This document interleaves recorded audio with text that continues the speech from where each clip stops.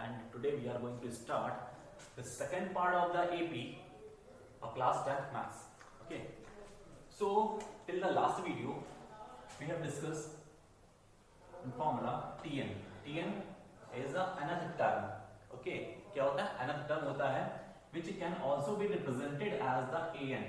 ठीक है, मतलब क्या है कि आप Tn और an दोनों ही बात एक ही होती है. कहीं कहीं बुक्स में Tn आपको मिलेगा, कहीं कहीं पर आपको an मिलेगा, तो आपको ये है एक ही चीज. ओके, अलग अलग राइटर्स को अलग अलग यूज कर लेते हैं. एक्चुअली ये होता क्या है कि nth टर्म होता है और इसका फॉर्मूला लास्ट वीडियो में हमने देखा था क्या होता है a प्लस n माइनस 1 और इनटू d.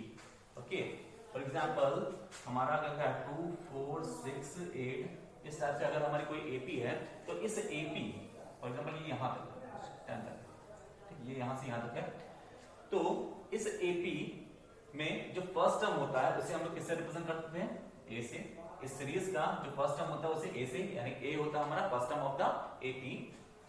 डी क्या होता था? D is the common difference. Common difference means the second term minus first term और third term minus second term और fourth term minus third term. मतलब क्या है कि आप जो आपका आगे वाला जो टर्म है उससे पीछे, उसके जस्ट पीछे वाले टर्म को आप माइनस करोगे तो जो इनका डिफरेंस मिलता है उसी को हम लोग बोल देते हैं कॉमन डिफरेंस, और which is represented by the term D. Okay, and यहां पर क्या होता है? And is the total number of the series. Total number means 1 2 3 4 5. So value of n will be in this series is 5.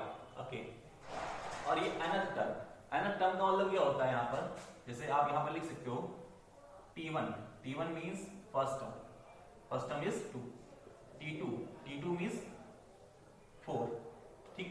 T3 means third term which is 6 and fourth term which is 8. Okay, so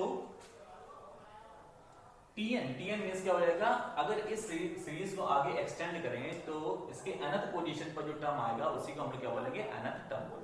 I hope यहाँ तक आप समझ गए होंगे, एक बार recall करा दिया.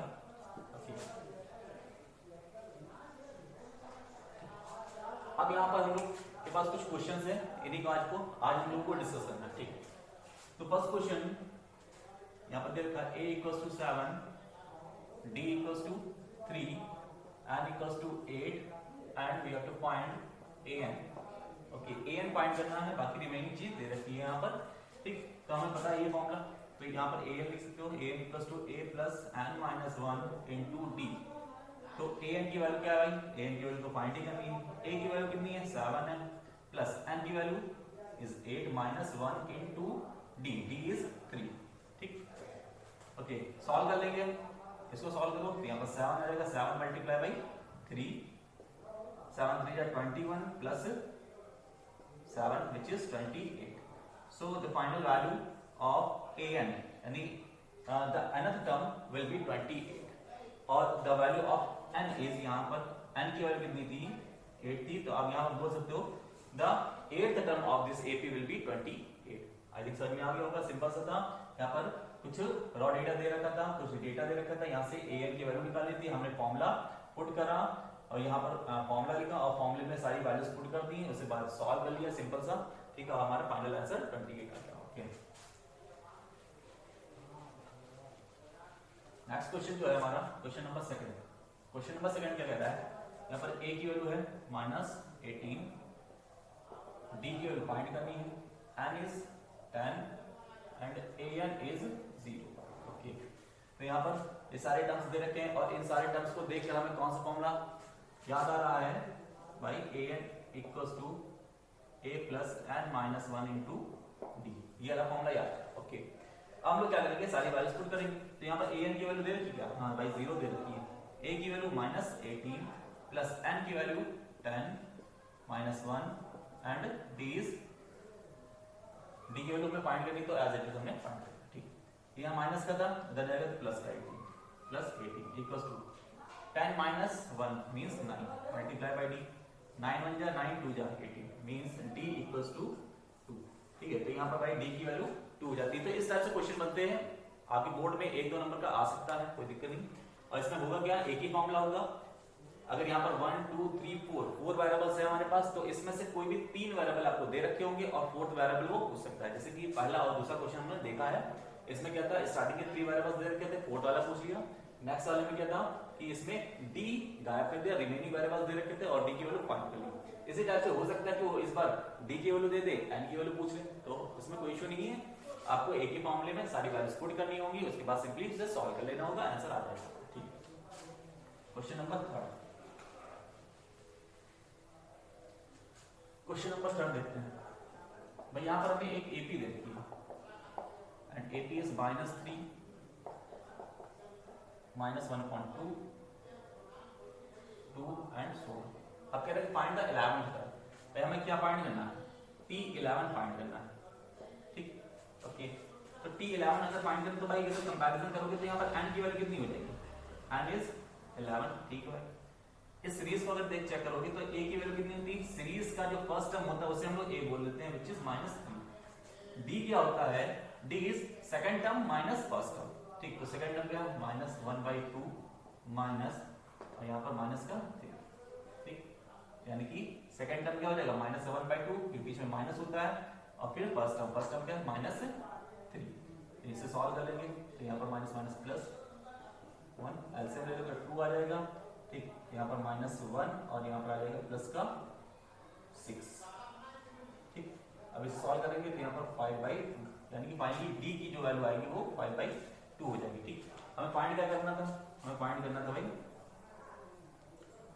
T11। तो T11 एक्चुअली क्या होगा, a प्लस, अब यहाँ पर n होता है, थोड़ी देर के लिए यहाँ पर n लिख देते हैं, n is n upon sorry n -1 into d। यहाँ पर a की वैल्यू कितनी थी, a की वैल्यू -3 प्लस n की value 11 minus 1 into d, d is 5/2। Okay, और यहाँ पर t हो जाएगा T11 हो जाएगा। So T11 equals to -3 plus minus यहाँ पर आ जाएगा 10 मल्टीप्लाई बाय 5/2, 1 जा 5 जा। ठीक, तो यहाँ पर आ जाएगा प्लस 25 आ जाएगा 22, यानी कि 11th term will be 22। Okay, I think आपको समझ में आ गया होगा। इससे एक बार रिकॉल कर लेते हैं इस चीज को, एपी दे रखी थी और इसका 11th टर्म हम फाइंड करना था। तो एपी से हमें क्या क्या मिल जाएगा भाई, ए से मतलब इस एपी से हमें इस सीरीज से हमें ए मिल जाएगा, ए इज -3 हो जाएगा। डी फाइंड करेंगे, डी होता है second term minus first term, तो second term is -1/2 minus first term is -3। Okay, -1/2 और माइनस माइनस प्लस हो जाएगा, यहाँ पर 3 हो जाएगा, एलसीएम लोगे 2 आ जाएगा, 2 1 जा सॉरी 1 1 जा 1 हो जाएगा और 2 3 जा 6 आ जाएगा। यहाँ पर प्लस माइनस माइनस हो जाएगा, तो माइनस हो जाएगा और माइनस मतलब कि 5 हो जाएगा, और साइन किसका बड़ा है, 6 का बड़ा है, तो यहाँ पर इसका मतलब 5.2 हो जाएगा, ये वैल्यू होगी डी। ठीक, एन की वैल्यू 11 आएगी, और इसके बाद यहाँ से आप कैलकुलेट करके सारी वैल्यूज पुट करेंगे और फाइनल आंसर हम लोग फाइंड आउट करेंगे।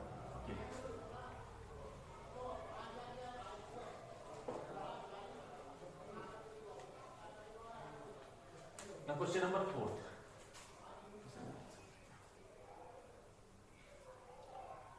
question number 4 is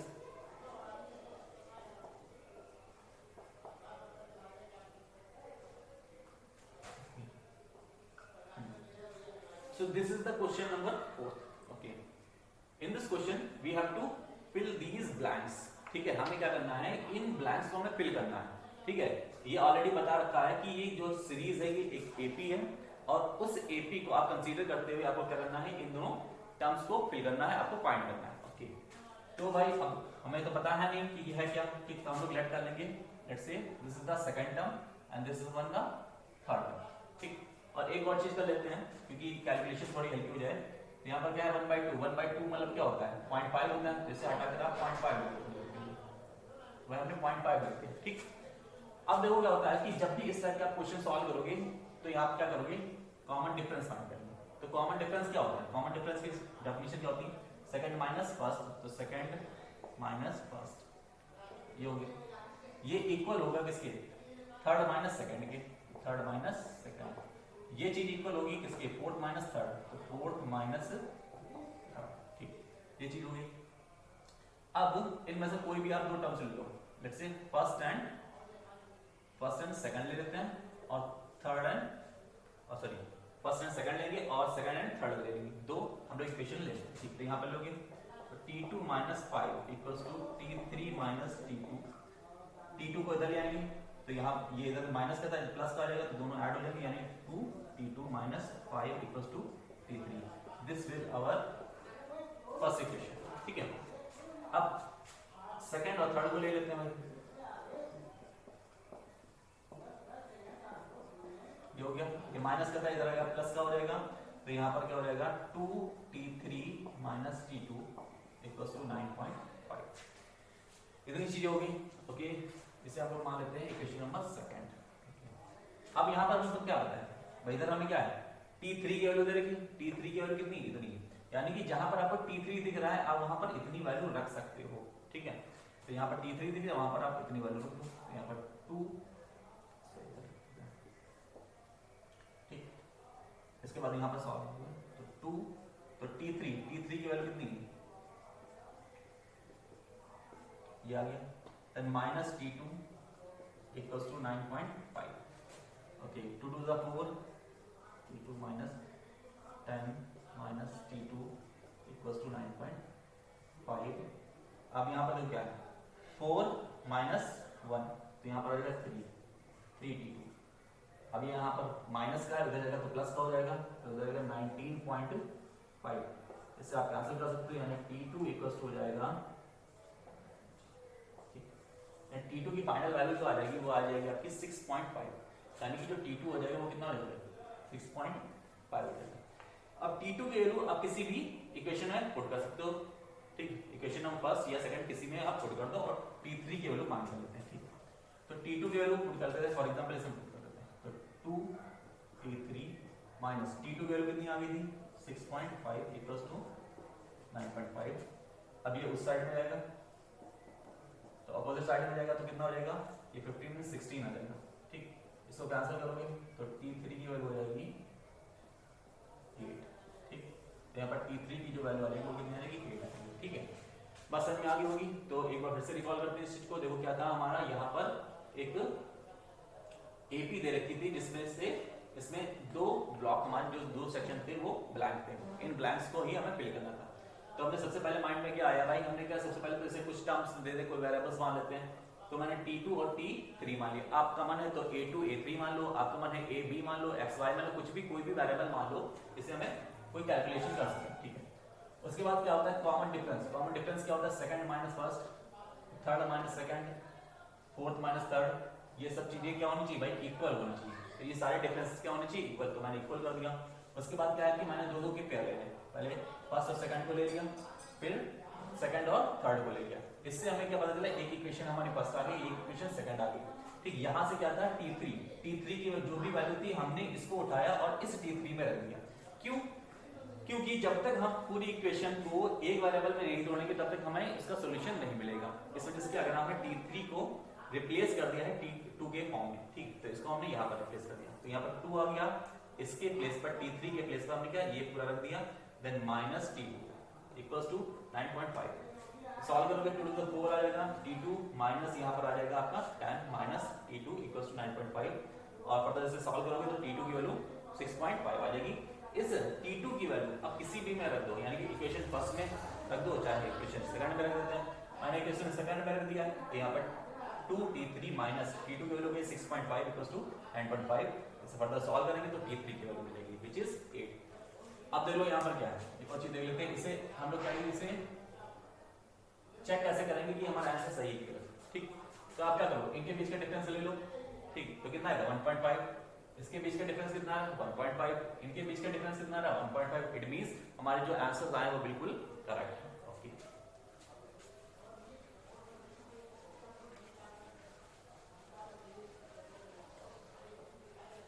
next question is question number 5 क्या कह रहा है कि which term of the AP is 78। ठीक, मतलब क्या है कि एक AP दे रखी उन्होंने, देखो AP, अब वो पूछ रहा है कि इस AP को अगर आगे बढ़ाते जाएंगे तो इसमें से ऐसा कौन सा टर्म है जो कि 78 होगा। ठीक है, इस AP को अगर आगे बढ़ाते जाएंगे तो इसमें कौन सा टर्म हमारा 78 होगा, ये आपको बताना है। ठीक, तो ये तो जैसे पता है हमें ये फर्स्ट टर्म है, तो इसे आप क्या लिख सकते हो भाई T1 लिख सकते हैं, ये सेकंड टर्म है, T2 लिख सकते हैं, बट ये कौन सा टर्म है हमें पता ही नहीं, तो हमने मान लिया कुछ भाई ये nth टर्म है, ठीक है। हम लोग लेट कर रहे हैं कि ये जो कौन सा टर्म है हमारा nth टर्म है, ठीक।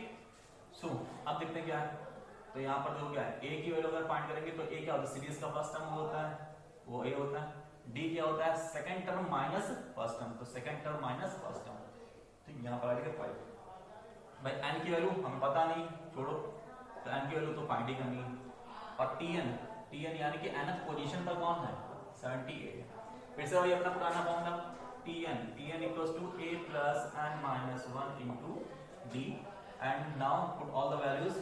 First of tn equals to 78 equals to a is 3 and n minus 1 into d is 5, okay। इस 3 को हम लोग लेफ्ट हैंड साइड में लेकर आएंगे, माइनस हो जाएगा तो यहाँ पर आएगा 75, नाउ n minus 1 into 5 बन गया, ठीक है, यहाँ पर 5 बन जाएगा, 5 ठीक। अब यहाँ पर 1 माइनस का इधर लेकर आओगे तो प्लस का हो जाएगा, यानी कि इस n की वैल्यू हो जाएगी 16, ठीक है। यानी फाइनली जैसे ये फर्स्ट टर्म था, सेकंड टर्म था, थर्ड टर्म था, इसी तरह से आगे बढ़ते जाओगे तो ये 16th टर्म जो होगा यानी 16th पोजीशन पर हमारा 78 आ जाएगा, ठीक है। और यही n की वैल्यू हमें फाइंड आउट करनी थी, क्लियर होगी बात आई थी, ठीक।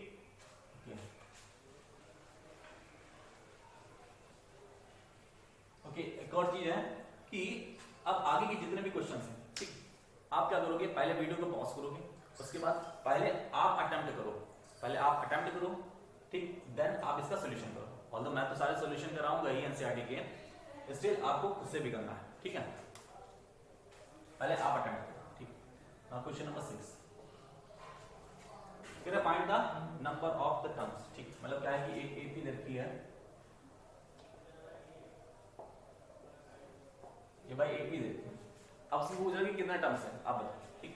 तो हमें कैसे, जैसे 1 2 3 यहां तक होती थी भाई, हम लोग गिन लेते भाई 1 2 3 टर्म्स हैं, ठीक। बट यहाँ बीच में तो गायब है ना, ठीक। तो हमें कैसे पता चलेगा कि इस पूरी मतलब कि 7 से स्टार्ट हुई है 205 तक गई है, तो इनके इस पूरी एपी में कितने टर्म्स हैं ये हमें कैसे पता चलेगा, ठीक। तो मतलब क्या है कि टोटल नंबर ऑफ टर्म्स हमें पता करनी है, एन की वैल्यू पता करनी, ठीक।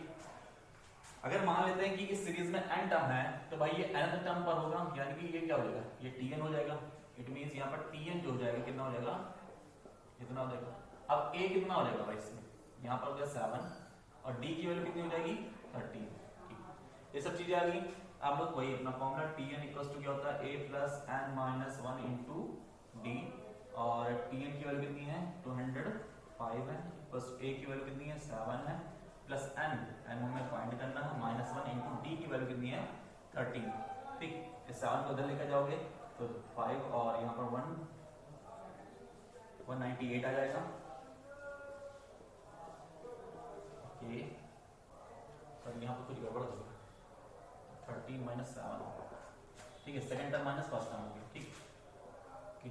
तो ये जब करेंगे तो यहाँ पर कितना रहेगा, यहाँ पर रहेगा 6, ठीक। तो यहाँ पर d की वैल्यू रहेगी 6 और ये यहाँ पर 6, ठीक। अब यहाँ पर 6 से इसको कैंसिल करो, 3 जा एंड 3 जा इक्वल्स टू n माइनस 1, अभी माइनस का इधर आएगा तो प्लस का हो जाएगा, यानी क्या आएगा n इक्वल्स टू हो जाएगा 34, ठीक। तो पाएंगे इस पूरी सीरीज में, इस पूरी एपी में कितने टर्म्स हो जाएंगे हमारे, कितने हो जाएंगे 34, आई थिंक समझ में आ गया होगा। उसमें पूछा गया था कि इस पूरी सीरीज में कितने टर्म्स है, हमें नहीं पता कितने टर्म्स है, तो हमने मान लिया भाई n टर्म्स होंगे, ठीक है। n टर्म्स होंगे तो सबसे लास्ट वाला जो टर्म होगा वो क्या nth पोजीशन पर होगा, ठीक। तो यहाँ पर tn की वैल्यू कितनी हो जाएगी 205 हो जाएगी, a की वैल्यू 7 और d होगा second term minus first term which is 6 हो जाएगा यहाँ पर, और n की वैल्यू हम लोग फाइंड आउट कर देंगे, क्लियर है, ओके।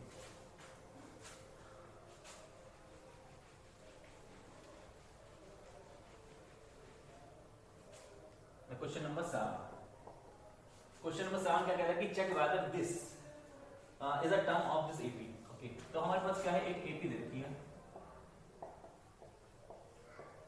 ये एपी दे रखी है, वो कह रहा है कि भाई इस एपी को अगर आगे एक्सटेंड करोगे, इस एपी को अगर आगे कंटिन्यू करेंगे तो इसमें आगे कभी पर -150 आएगा कि नहीं, ठीक है। मतलब उनका कहने वाला क्या है कि इस आगे को मतलब इस एपी को अगर आगे बढ़ाते जाओगे तो यहाँ पर आगे कभी माइनस का 150 आएगा कि नहीं, ये आपको बताना है। तो हमने मान लिया भाई आएगा, हमने मान लिया कि आएगा, ठीक है। ठीक, हमने मान लिया कि इसमें आएगा और किस पोजीशन पर आएगा, nth पोजीशन पर आएगा, यानी कि ये हो गया Tn, ये भी मान लिया हमने, ठीक है। तो फिर से वही, तो Tn इक्वल हो जाएगा -150, a की वैल्यू हो जाएगी 11, d is second term minus first term यानी 8 माइनस 11, ठीक। तो यहाँ पर कितना आएगा, -3, ठीक। तो हमें यहाँ पर क्या है, n की वैल्यू फाइंड करनी है, n की वैल्यू फाइंड करनी है। ये अगर इस सीरीज में आएगा तो किस नंबर पर आएगा ये हम लोग चेक कर लेते हैं। चलो ठीक है भाई, तो यहाँ पर Tn इक्वल टू क्या होता है, a plus n minus 1 into d। तो Tn की वैल्यू है -150 इक्वल टू a की वैल्यू कितनी है 11 प्लस n माइनस 1, n की वैल्यू कितनी है फाइंड करनी है -1 इंटू d, कितना है -3, ठीक। अब इसको इधर लेकर गए, इधर प्लस का है माइनस आएगा तो माइनस माइनस प्लस हो जाएगा, यानी दोनों ऐड हो जाएंगे, यानी 161 आ जाएगा, ठीक।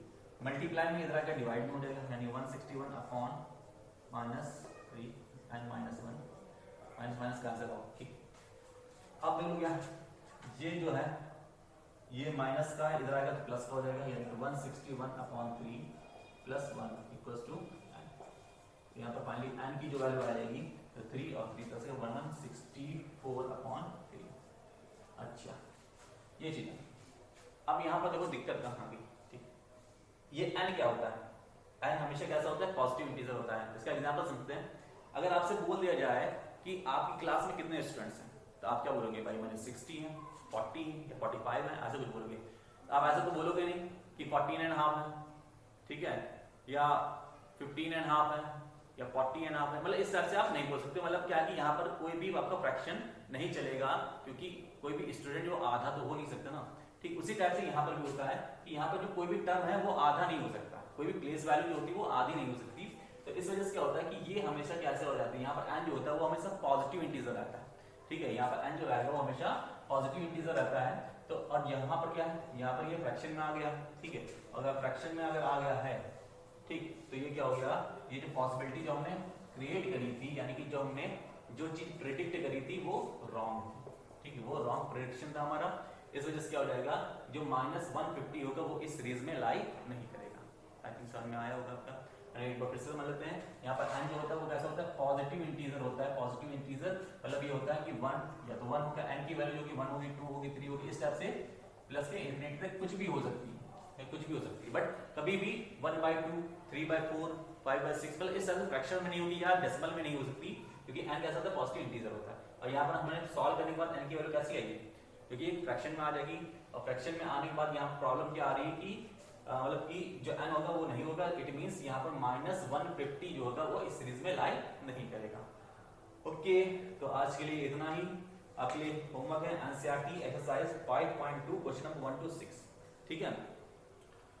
आप ऑनेस्टली इस होमवर्क को करिएगा, ठीक, और इसके आगे के जो क्वेश्चंस होंगे वो हम नेक्स्ट वीडियो में डिस्कस करेंगे। ओके, आज के लिए इतना ही, थैंक यू।